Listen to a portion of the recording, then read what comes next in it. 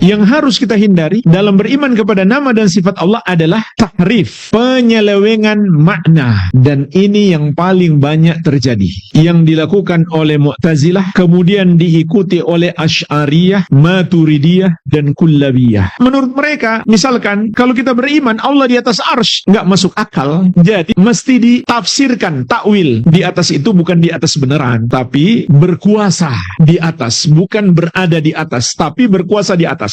Maka jemaah sekalian, ini disebut tahrif, penyelewengan makna. Kenapa? Karena Rasulullah SAW dan para sahabat tidak pernah mengajarkan seperti itu. Dan sampai kata Syekhul Islam Ibnu Taimiyah rahimahullah, saya sudah membaca lebih dari 100 tafsir. Tidak satu pun saya dapatkan sahabat menakwilkan ayat-ayat tentang sifat Allah. Makanya mereka nggak pernah mengatakan ini akidah salaf, akidah sahabat. Paling mereka bilang ini akidah Asy'ariyah. Nggak ada dari mereka yang berani mengatakan ini akidahnya sahabat ataupun akidah tabi'in, karena nggak ada satu riwayat pun penakwilan itu datang dari sahabat maupun tabi'in, tapi datang dari mereka sendiri. Padahal jemaah sekalian, mereka sering menuduh orang yang beriman terhadap sifat-sifat Allah itu berarti musyabbihah, artinya menyamakan Allah dengan makhluk. Padahal merekalah yang telah menyamakan Allah dengan makhluk. Kenapa ada anggapan jika Allah di atas arsy berarti Allah butuh kepada arsy? Itu karena dalam benak mereka telah mengkiaskan Allah dengan makhluk. Makhluk apabila berada di atas sesuatu, umumnya karena yang di atas butuh kepada yang di bawah. Contoh, kita berada di atas karpet. Kita butuh karpet atau karpet yang butuh kita? Kita yang butuh karpet kan? Maka mereka mengkiaskan Allah dengan makhluk dalam benak mereka. Mereka berpikir kalau Allah di atas arsy berarti Allah butuh arsy. Bahkan mereka berpikir lebih jauh lagi. Kalau Allah di atas arsy berarti arsy lebih besar, lebih kuat daripada Allah. Buktinya karpet ini lebih besar daripada kita. Lebih lebar, lebih panjang. Inilah jemaah sekalian yang harus kita hindari. Mengkiaskan Allah dengan makhluk. Dalam surat Asy-Syura ayat 11, Allah Subhanahu wa taala berfirman, "Laisa kamitslihi syai'un wa huwas samiul basir." Tidak ada yang serupa dengan Allah dan Dia Maha mendengar lagi Maha melihat. Harusnya kita yakini Allah di atas arsy, tapi tidak sama antara Allah di atas arsy dengan makhluk di atas sesuatu. Bahkan jemaah sekalian, antara makhluk pun ada yang di atas yang lain, tapi yang di atas tidak butuh kepada yang di bawah. Contoh, langit di atas bumi. Apakah langit membutuhkan bumi? Apakah langit lebih kecil dari bumi? Tidak. Langit jauh lebih besar daripada bumi. Itu antara makhluk dengan makhluk. Bagaimana lagi antara Allah dengan makhluk? Harusnya kita yakini Allah yang maha besar. Arsy itu kecil dibandingkan dengan Allah Subhanahu wa ta'ala. Bahkan kita pun nggak boleh mengatakan Allah menempel di arsy. Allah nggak pernah bilang begitu. Maka kita yakini Allah di atas arsy tanpa membutuhkan arsy, dan Allah maha besar, arsy itu kecil. Kita yakini seperti yang dikatakan oleh Allah dan Rasulnya. Jadi sebenarnya mereka yang menyamakan Allah dengan makhluk. Itu satu kesalahan yang mereka lakukan. Kemudian disusul dengan kesalahan yang kedua. Mereka mencari penakwilan. Kalau begitu, yang dimaksud Allah di atas arsy apa? Oh, maksudnya berkuasa.